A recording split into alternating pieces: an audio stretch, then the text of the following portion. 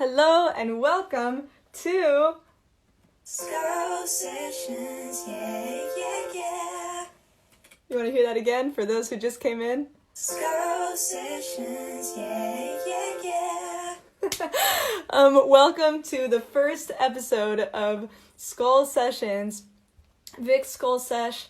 I was thinking about how we're all sitting at home and how the cure for this, to all this for me, is amazing conversation. And so I wanted to bring these conversations to you with people that I've grown to know over the years, and also just bring you some joy, because a lot of us are at home alone and we could just use the connection. So what I want to start off with today is a segment called Things That Give Me Joy. Stuff that gives me joy. Actually, it's called Stuff That Gives Me Joy. Let's hear that again. Stuff that gives me joy. Okay, so for those of you sitting at home, oops. Oh, that came early. That wasn't supposed to come until later. Still working out the kinks of the talk show vibe. For those of you who are just tuning in, today we are celebrating the first Skull Sesh, episode 1. Skull Session is a synonym for conversation, which is, yes, I did make all of these little jingles that you're going to hear. Okay, so this segment is called Stuff that gives me joy. And I'm going to share with you a list of stuff that gives me joy. Hopefully it helps you. Okay, so number one thing that I like to do when I wake up in the morning is grab a cup of tea and listen to any jazz pianist, such as Oscar Peterson, Bill Evans, other jazz players like Charlie Parker, and that sort. Okay, yes, totally inspired by Alessia Jingles, who we have today with us. Alessia, I wish I had a clapping sample ready. Yay! If Alessia is here, please comment. Okay, so to finish out our list of stuff that brings me joy, number 2, I tried learning Tai Chi this week, which is basically like a meditative version of moving really slow, where you basically like look at your hands and do this. And looking up Tai Chi videos is amazing and super relaxing, even if you don't do them. Number 3, I have some visual some visuals here to help you. This is our Tai Chi. Number 3, I forgot about the tea one. Okay, so if you guys just Google tea, just to give you an idea of how amazing tea can be, check this out. Never have I seen such joy in people's faces. You know that it's gotta be good. Okay. So that's tea. And finally, the last thing on our list is Jeff Goldblum and Conan interviews. There are around 150 of these interviews on YouTube. Funny story, I met Jeff. I never used my printer, so I didn't have enough ink. So we are some shade of green. And we met at a jazz piano thing last year. So he was wearing all zebra print. It was great. Okay, here we go. Getting started. I knew I would only have to dedicate 4 to 5 minutes. Wait, does Alessia not like tea? Okay, wait. We will definitely discuss this. Welcoming our first guest.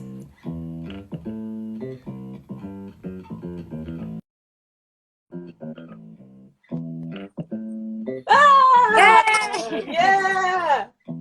What's up, dude? These jingles are amazing. Thank you so much. So great. It's so great. How are you? Inspired totally by you. Actually, Yours are a lot more concise. I gotta edit mine. Did you produce those yourself? I did, yeah.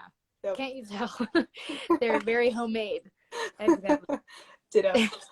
Yeah, I remember your earliest YouTube videos. You like finished out and you're like, I don't have a jingle for this or Oh something. yeah, I don't have an outro song. Yeah. Oh yeah, that's what it You're is. deep in there. Thank you. OG fan, dude. A true yes. Thank you. Welcome to Vic's Skull Sesh, episode 1. Thank you so much. I'm honored to be the first guest. Yes. Yeah, cool. I'm stoked too. Where are you sitting right now? In front of a closet? I'm sitting in my I'm in front of like a closet thing in my family's guest bedroom. I'm staying with my family for this quarantine because I thought it'd be better than not. So I'm just in this like guest bedroom. Is your brother there? He is. He's not here, but he's like somewhere. He has to finish school on like on the computer, so he's like been doing that for like the last couple weeks. Nice. He's like in his room finishing up school. Yeah. Amazing. Okay, well, I'm so excited. Today we're going to have a conversation for everyone to get an inside look on what it's like to be an artist, the songwriting process, and all of the intimate questions that I feel like most interviewers don't really get to because they don't write songs and they don't like make music for a living. So what I really wanted to do was inspire other artists who are out there sitting at home sort of processing everything and give them a little perspective on what other artists are like how they're processing and everything. So yeah, we have some questions. Are you ready to go? I think so. Hopefully. You got it. All right, let's go ahead. So, Alessia, when do you feel most productive as an artist, and when do you feel the least productive? Okay, well, let me think. I think for me, I feel probably the most productive when I guess when I can like properly convey whatever it is I'm feeling, like whether it's one specific feeling or like a string of emotions that I can't really grasp in like regular thoughts or words, but then for some reason when I like am able to put them in a song, I just feel not only productive but like sort of relieved when it's like all there in a concise thing. And I don't know, I think there's something like really special about being able to do that and making something, you know, more like audibly tangible with like what's going on in here. So I feel like kind of successful when I'm able to do that, especially when the emotions are like very complicated, you know. So hopefully that was a good answer. Hi, nice. Scott. Sorry, Scott's in here. Who's Scott? Oh, Scott, he used to work at my label. He was like one of the first guys who like basically was like working with me like when Here came out. Like it was like me and him and this other guy Keith in a van, and we were just driving around and he was helping. That's awesome. So hey, that's amazing. Yeah, so that's pretty much when I think the most productive is like when I'm able to like put feelings into words successfully into like a song that I like, you know. Sweet.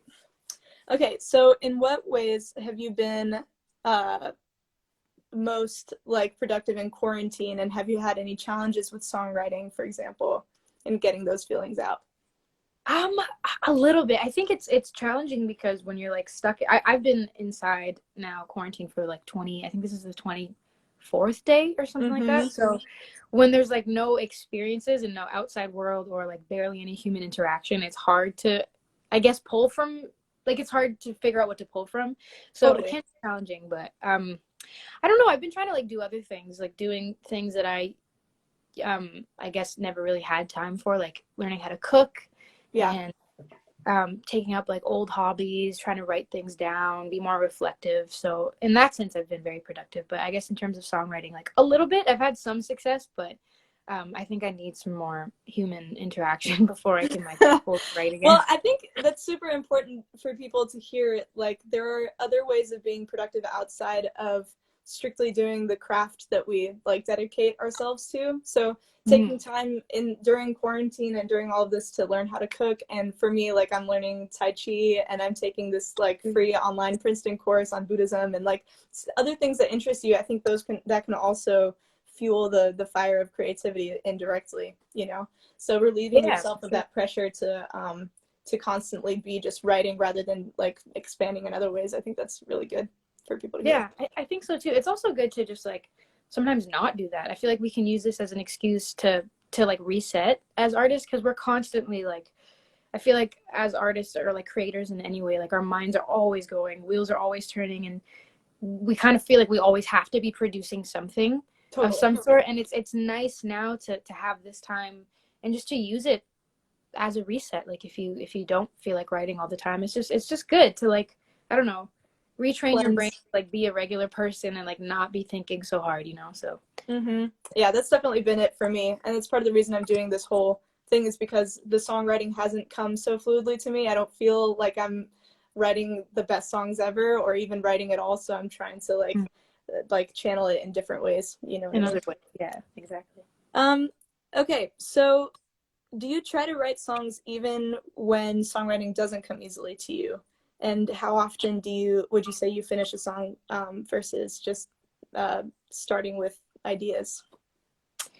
uh I think I'm trying to like stick with them a little bit more now, but like trying to stick with it if it doesn't come easily, because before, like I don't know, I think if something didn't come as easily, I would just kind of let it go, and just like not ever go back to it, because I on one end have this belief that like if something feels too forced, or if I like just can't get it, then it's just not meant to be a song.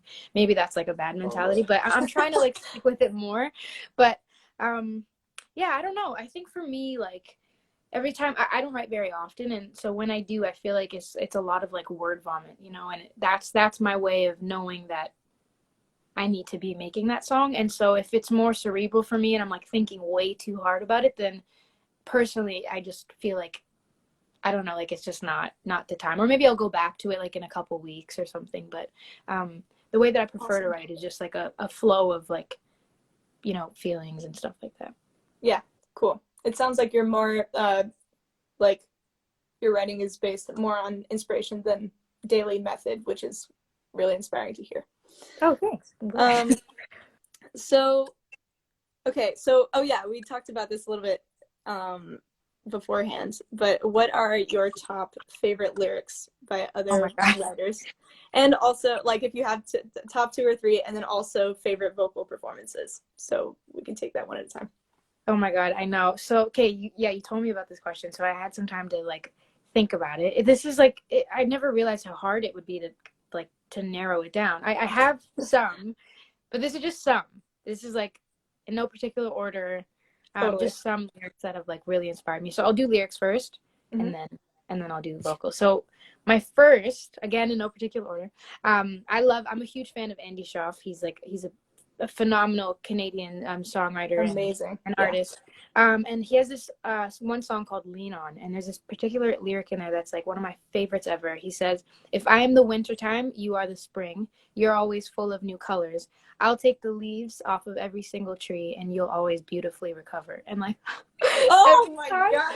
it just like breaks my. Oh my God, that's it's just like Wow. the epitome of love, and just I feel like he sees this person with like such, I don't know. It's just like one of my favorite microcosmic ways of like telling someone how beautiful they are, and like also being self-deprecating, which is very me.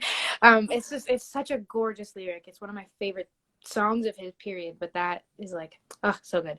And then I have pretty much the entirety of this song called Steamboat by Adrienne Lenker, who's Oh my from God, Texas. Adrienne Lenker, I'm obsessed. She's all She's in so good. Me She's too. perfect. As a She's perfect. lyricist, like her tone, her recording style, like everything about her is the perfect artist. Oh my God, I'm obsessed with her. I've been listening to her for years. But yeah, the entirety of Steamboat. Just Google Steamboat lyrics, and it is like stunning. That Yeah. whole song. I mean, all her songs are just phenomenal. Yeah. And House then wait, what was it? Hours Were the Birds? Hours Were the Birds? Hours Were the Birds. Yeah, amazing album, amazing That's a song. great I was album. listening to it literally today. Really, that whole album? Yeah. Oh my God. Gone is another great song on that album as well.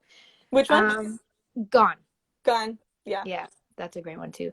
And then for vocal performances, these were so hard too, because I'm like such a music fan before anything, so I love so many people. But I have Love Is a Losing Game acoustic / like the making of. It's on YouTube that Amy Winehouse does. Yeah. It's like I think she's just in the middle of recording like an acoustic version, and it's just like one take, and she's crying while she's singing, and it's like one of the most gorgeous things I've ever heard. You guys have to listen to it.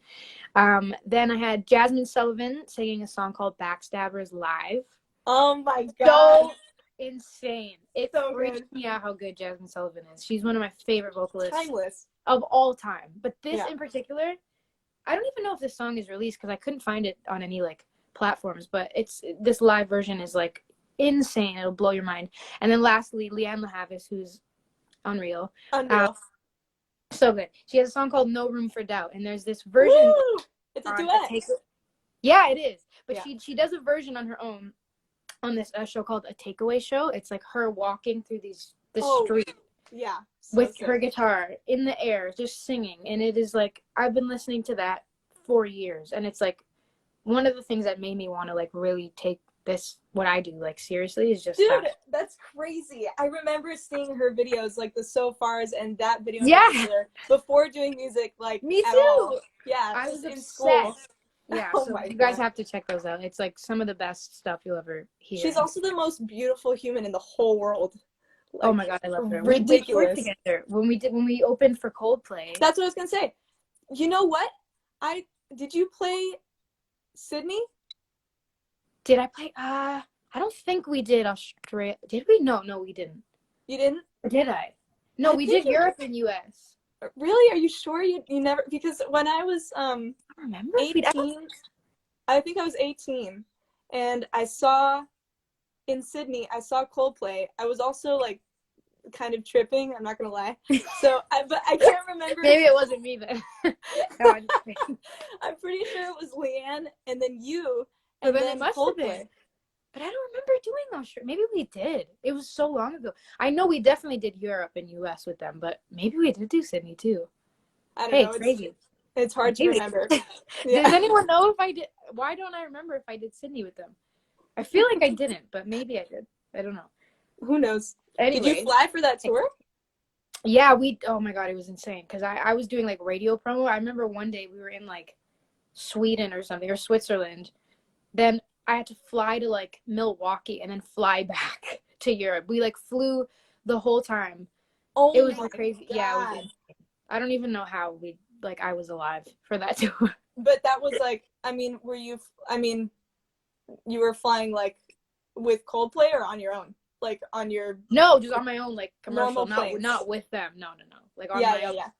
Yeah, that's the thing that I don't think like most people realize, that up until you're Chris Martin, you're basically flying like on commercial flights. Right. Like yeah. Until you're fucking Rosalia, there's no private flight. Like that's very much a myth of like the pop charts artists. So I can't imagine how exhausting it must be, especially when you're like promoting a record, to constantly be flying. Oh yeah, it was a crazy time, because that was like the beginning of everything. It was like the peak. It was right around when I released Scars, I believe, and Here was like becoming a thing. And so like in the middle of this tour, I had to also like do that whole thing. So it was, I think, the time that I traveled the most intensely, which is probably why I barely remember anything. But it was also one of the best experiences. Probably. Of course. They always come hand in hand, man. It's always highest stress with highest adrenaline joy, you know? Totally. Shervin says that Emily King flies private. If that's true... What? Okay, well, Emily King deserves to fly private. She's God. So he's also on that list, by the way, of like amazing lyrics, amazing vocal performances. For sure. I saw her play at this like cemetery place in LA, and it was like... This year?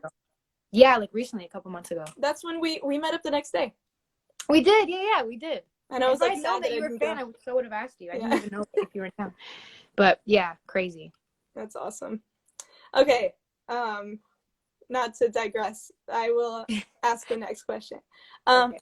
So said he's lying. Sorry, he said he's lying. Oh yeah, I was gonna say, I'm like, who is? I've never. Yeah. I mean, she deserves it though. She definitely does deserve to. I need that label deal.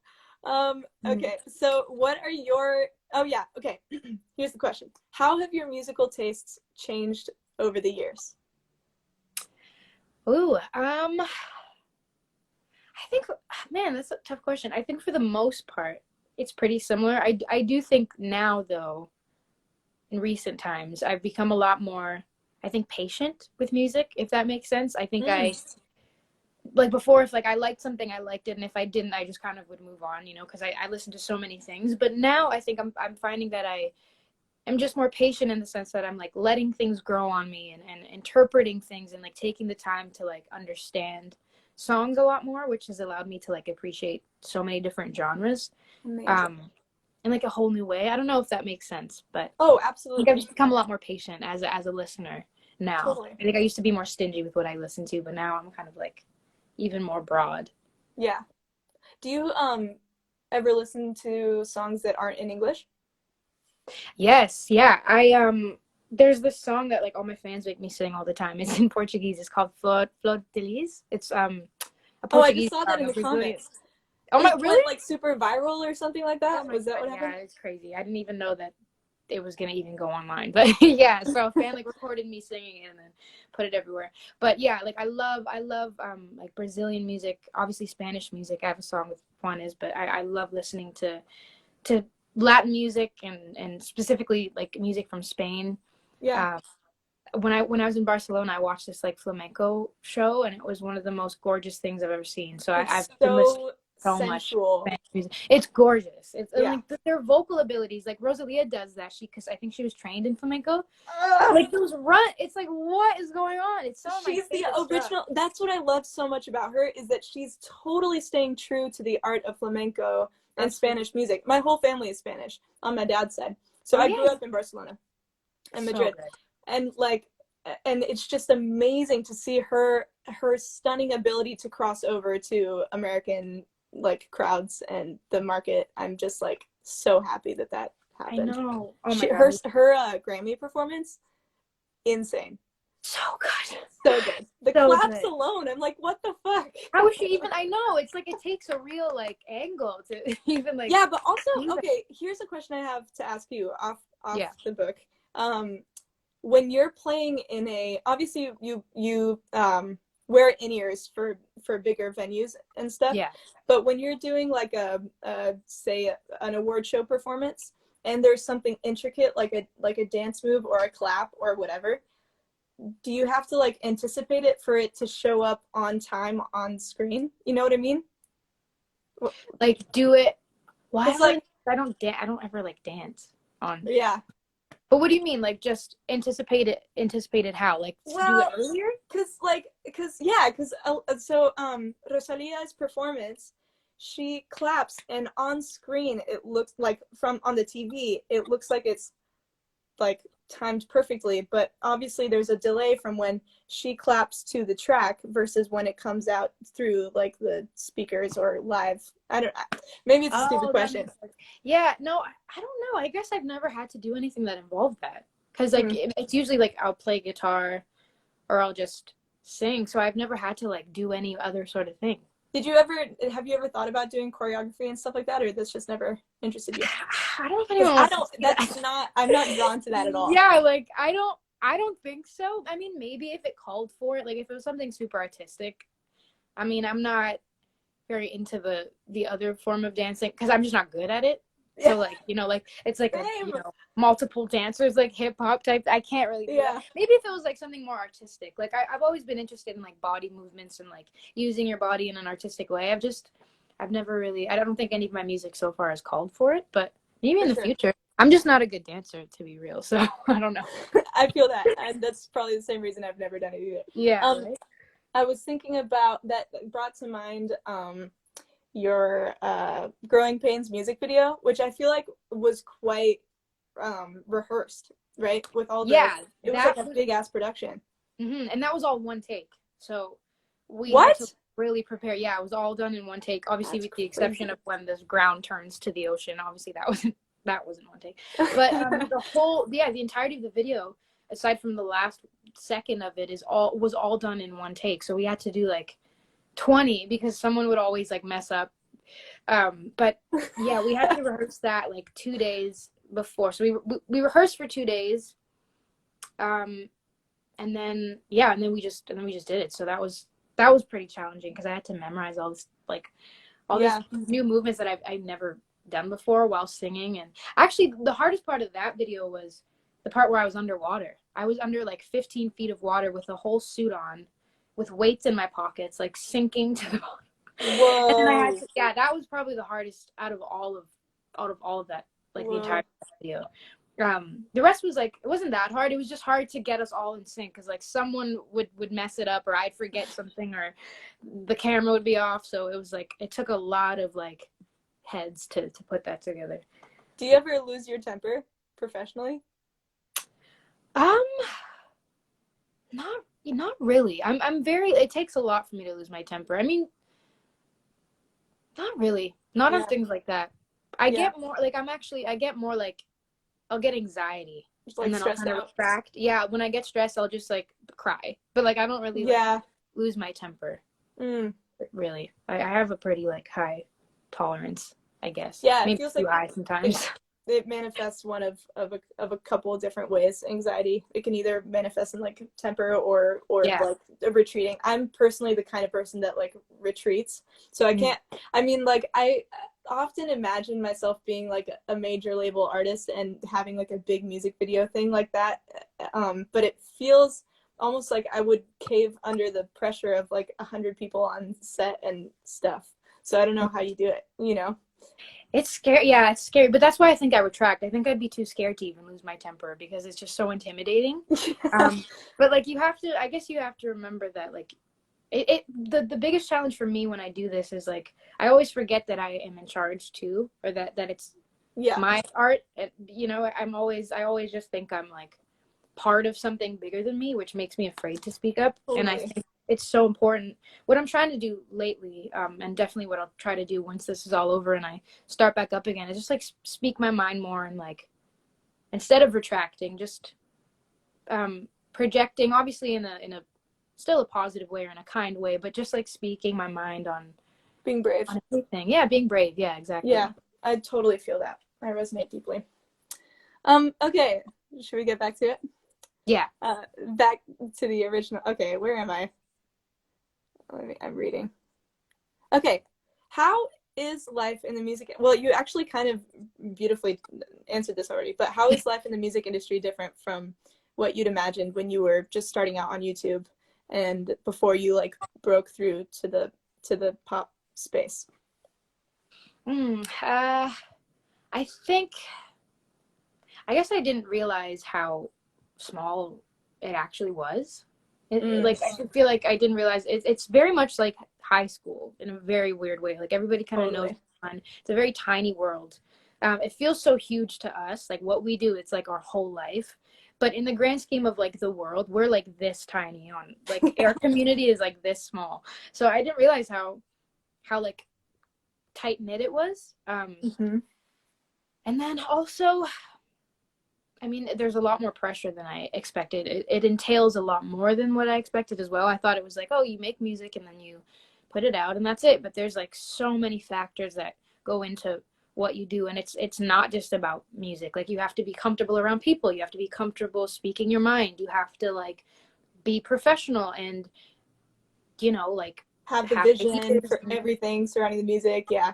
Yeah, it's like so many. I didn't realize how many factors were going to come with it, and I've had to learn that over time, like just on how to do all those things and how to check those boxes, which I'm still learning how to do. But it's tiny, but then also there's like within that small space, there's so many facets of it that you kind of have to be prepared for, if that makes sense. Oh, totally. Absolutely. Yeah, which I didn't really know. I was like, oh, you just make songs, but it's like so much more than that. I mean, Yeah. one of the things that struck me when we had coffee a few months ago was getting, I hope this is okay to share, but when Yeah. we got in the car and you were like with your team and it was like this big black car with like all of these, none of them were female or our age. Like it was very distinctly like a business environment. And I was Yeah. just wondering how you like felt in that. And obviously you tour with your best friend now, Liv, right? Yeah. Yeah. And your brother and stuff. And it seems like you have your family and friends around. But I was wondering like how often you are actually in that environment where it feels quite like stiff and, professional sort of thing. Um, I think it's a lot less frequent now, just because I surround myself. I mean, with still those same people. I've had the same team for as long as I can, like since as long as I've started, and they're phenomenal people. Like my So band, my great. crew, everyone's amazing. But yeah, it was lacking like people my age, people I knew from before, like women. Mm-hmm. And so initially it was kind of, I was struggling a lot like the first couple years of touring, because I just, like, those older guys like didn't want to hang with me all the time. Like, my band's amazing, but they didn't want to hang with me and talk about my period and how I was stressed and my boyfriend, and like, it's like, you don't want to hear that stuff. And so, like, there's, especially when you're a young girl or a young person touring, living on a bus, essentially, there's so many weird new feelings that you've never felt before, and you're also dealing with common feelings on top of this strange circumstance. And so I just felt like Absolutely. I just wasn't being related to. And so I really started to change that when, thankfully, like, my best friend in the whole wide world is able to travel with me now, and she like works in this field, and it's so amazing to have that. Like, that alone, just that one person relieves so much stress, because it's like someone I know, they know me for me. She's a young girl dealing with what I'm dealing with, and like, and now she's in this field, so she sees and knows what it entails, and it's so great to just have that relatability, and I feel like that takes off like so much weight. Yeah, so it's a lot better now. But I mean, thankfully, like, everyone on my team, like, man, woman, whatever, they've just been really supportive of me. But at the same time, it is just nice to like have some young girls It's with me. totally a balance. I feel you all the way. Yeah. Is Liv like taking on any professional responsibilities in like on the tour team? Yeah, so she does. My brother travels with me as well, and he does like all the video stuff, and then Liv takes all the photos. My brother takes photos as well, but mainly it's Liv, and she just helps with so many things, with like the band and the wardrobe and stuff. That's awesome. Because on this last tour, we all had like a wardrobe, the band as well. Like, every day we would like rotate, so she would like set up the band's wardrobe and all that stuff. That's awesome. Yeah. Amazing. So Alessia, how do you define success in your life, and has it changed over time for you?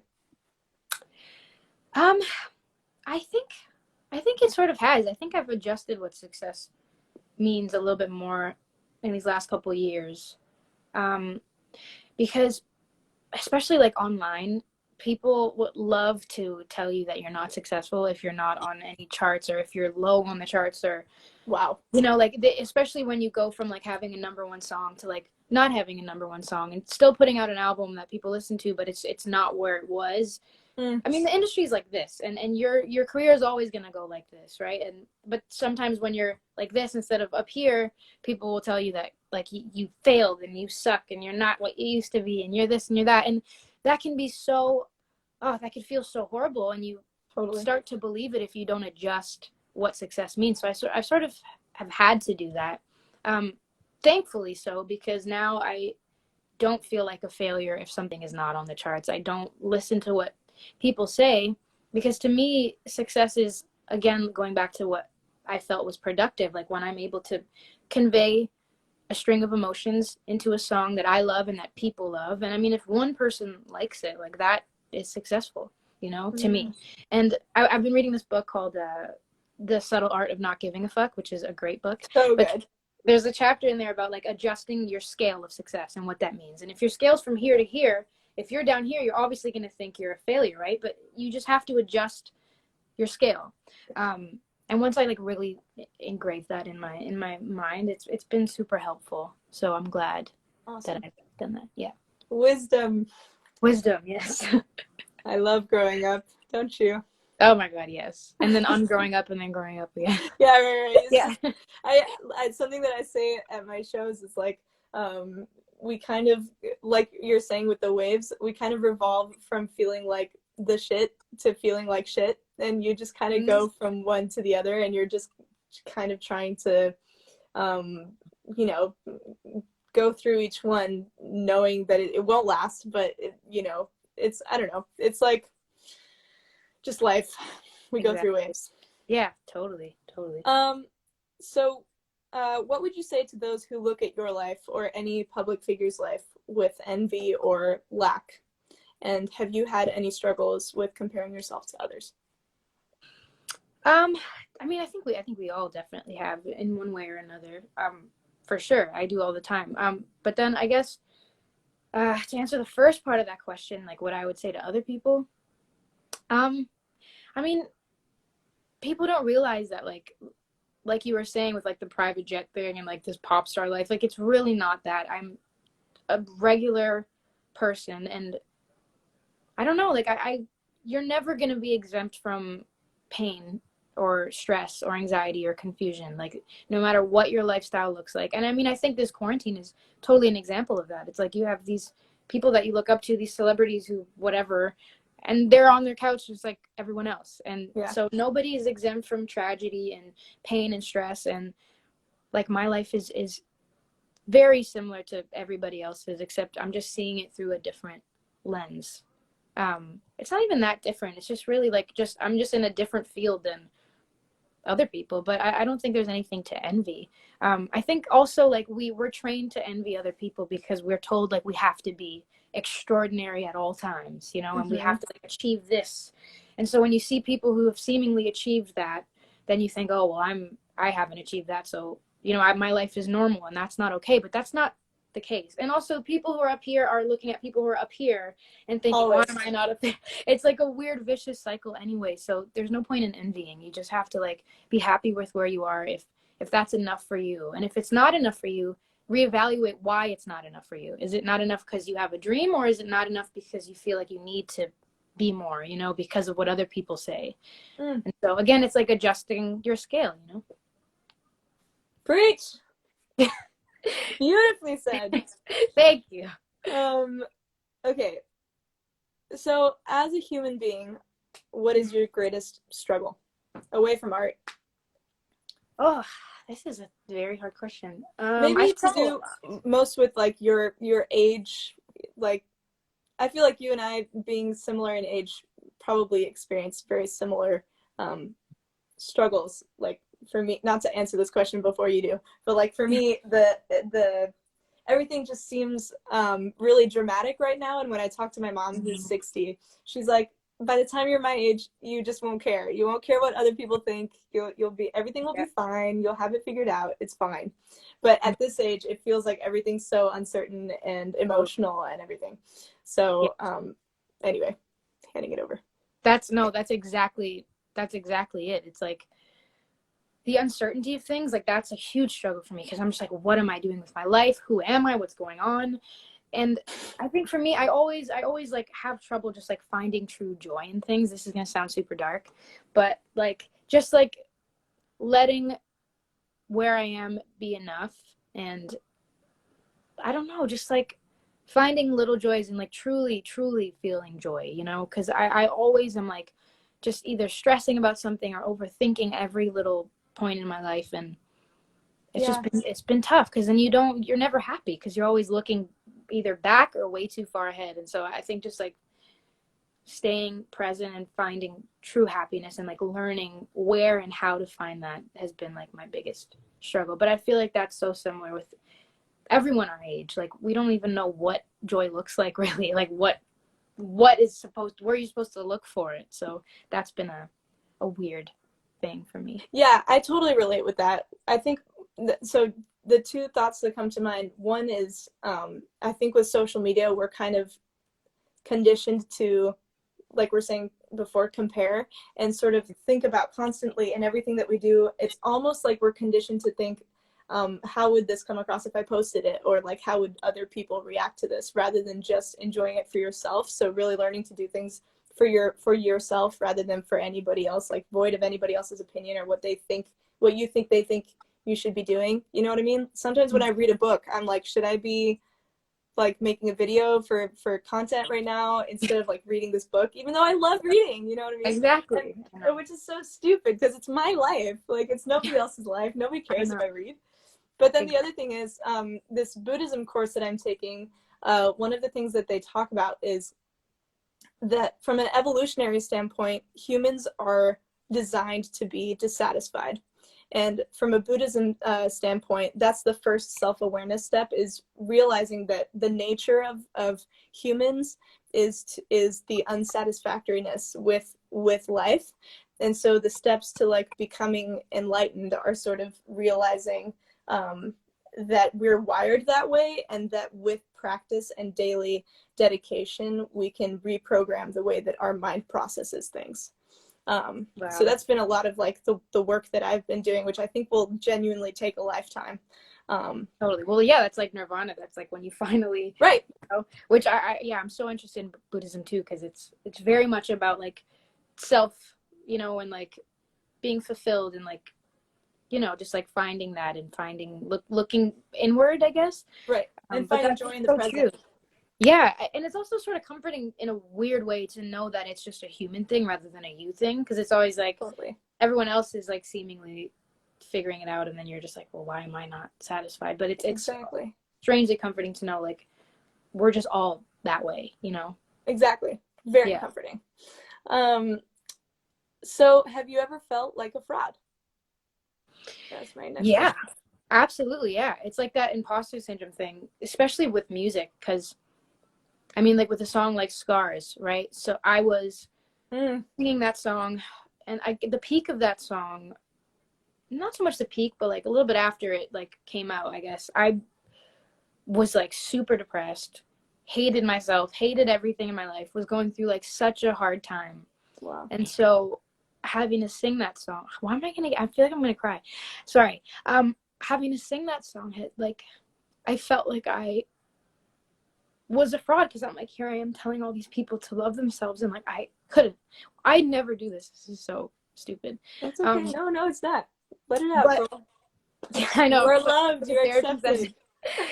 But yeah, so it was really tough for me, because I was like, how am I supposed to tell these people to love themselves if I'm having such a hard time? But I think the reason I made that song, and the reason I put it out, was for me in a way too. It wasn't because I had it figured out. It was because I was still trying to look for that in myself, and I was sort of talking to myself too. So on one end, it was also for me, but on the other end, I just felt like here I am like trying to tell people this and that, and I just hadn't figured it out. And I feel like that all the time. Every time I make a positive song, it's secretly because I haven't figured it out yet, but it's aspirational, and that's totally it's definitely okay. Aspirational. Yeah, it's like looking ahead and like wanting to manifest that in a sense, right? But yeah, I think that's beautiful, because I think it takes a lot of courage, even when you're like feeling at your lowest and you feel self-hatred, which can be super dark, and to have to like put yourself out as this motivational inspiration. I know all about that. And like having to be like having your game face on when you literally feel your weakest. I think the part of like what we learn as songwriters, but also just as human beings, is that part of the practice and what gets us through is pulling each other up, not having to like get ourselves up all the time, but just like we create art that makes others feel good, and then we take in art that makes us feel good. And that's kind of because we can't really get it from ourselves. It's kind of like a magic trick, like a magician. Exactly. The magician's never going to be like surprised by his own trick. He knows exactly what goes on behind the scenes. It's always for others.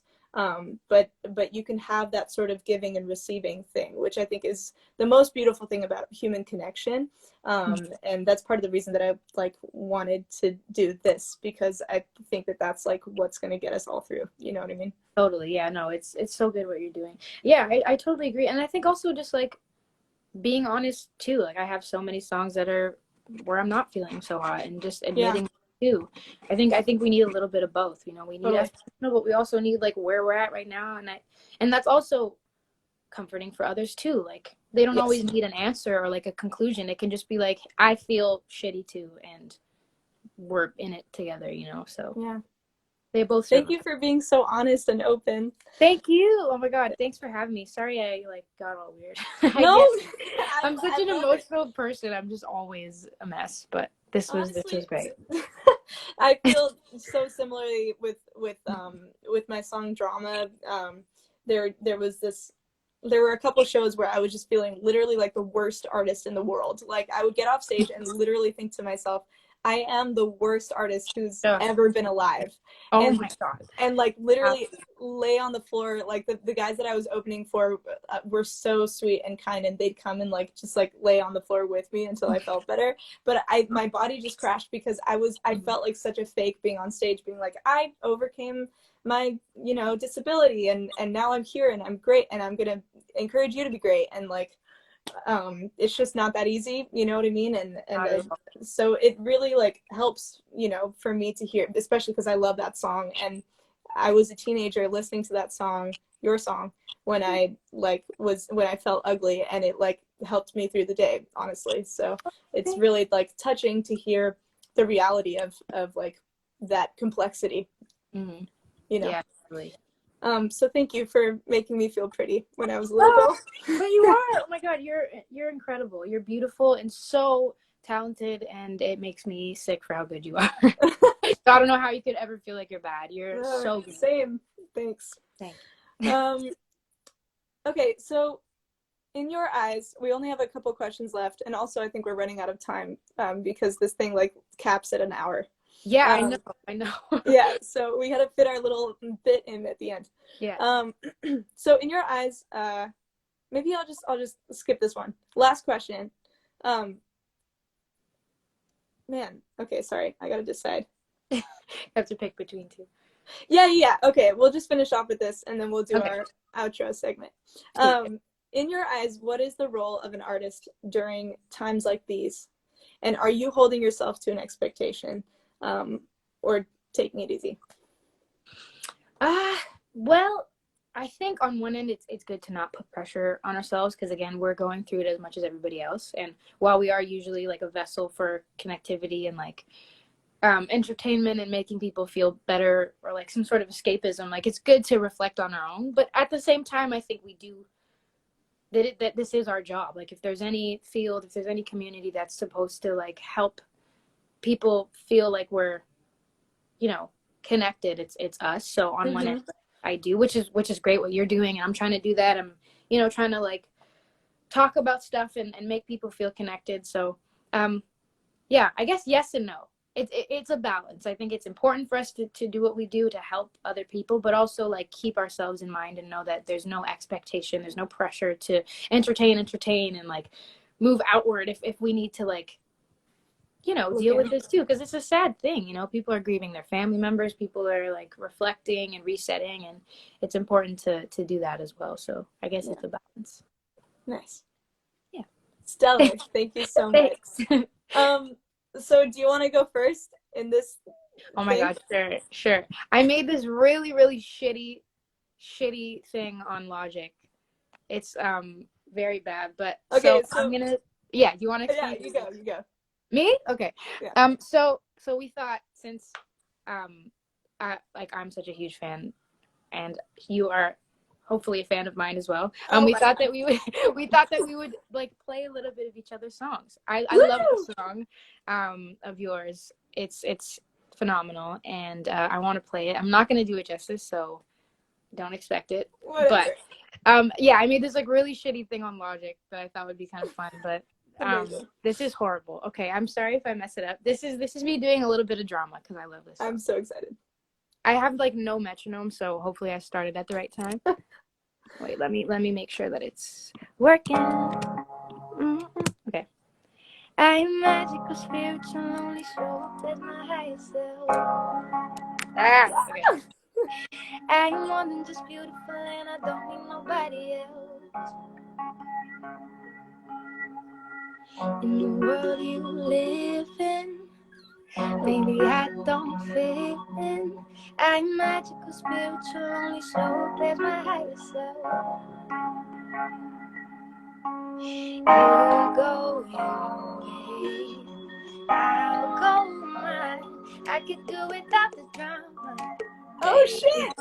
Oh, I'm a sucker for good karma. Oh, Woo! gonna walk away and ricochet, let it fade. Ain't gonna haze me, no. I could do without the drama. Oh, that's all I got for you. Oh my god. I hope I got the words right. I hope I got the melody and the words right. You totally did. You killed it. Thank you. That is one of my favorite songs. You have to listen to the original, you guys, for those of you who are tuning in, maybe of my followers that haven't heard that song.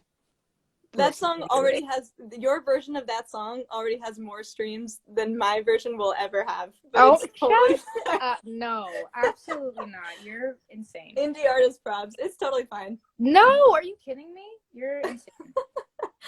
Oh Not man. I forgot to grab a glass of water, so this is gonna be pretty bad because I'm I've super been thirsty. drinking coffee, so that's the worst thing. With milk. The worst thing to be drinking when you're about to sing. That's amazing. Okay, hold on. This is gonna be so good. I don't even want to even. I already posted. You've already seen I it. know, but that's why I know it's gonna be amazing. This is so good. Okay. This song is called A Little More, and it's by Alessia, and it's my favorite song of hers. I've listened to all of her music with so much attention and like excitement for the process and everything. Just big fan. Sorry for being weird. No, you're not weird. Actually, I did this. Sorry, I don't want to interrupt. I put in the sound, this same sound that you hear. Where is it? This sound here? Mhm. That's in A Little More when I produced it, because I produced that song in my basement, and so I added that sound when I did this version as a little Easter egg for you guys. That's amazing. What song is it? What sound is it? It's called Coral Reef. It's on Logic. It's like a little arpeggiator thing. But is it like in Alchemy? Or is it? No, it's just like in Logic. Yeah, like I just did it on my little MIDI thing. But it's in a little more. I put that in there. That's sick, dude. In the chorus. That's what I love about that song, is that you can kind of tell that you produced it yourself. Yeah, because it's so shitty. No, all you need is the song. Like that's the kind of music I love. That's the reason I love Adrienne Lenker, is because that's all she needs is like her and the guitar. You know what I mean? Totally. Anyway, okay, so this is. I'm gonna cry. This is so good. I already know it's so good.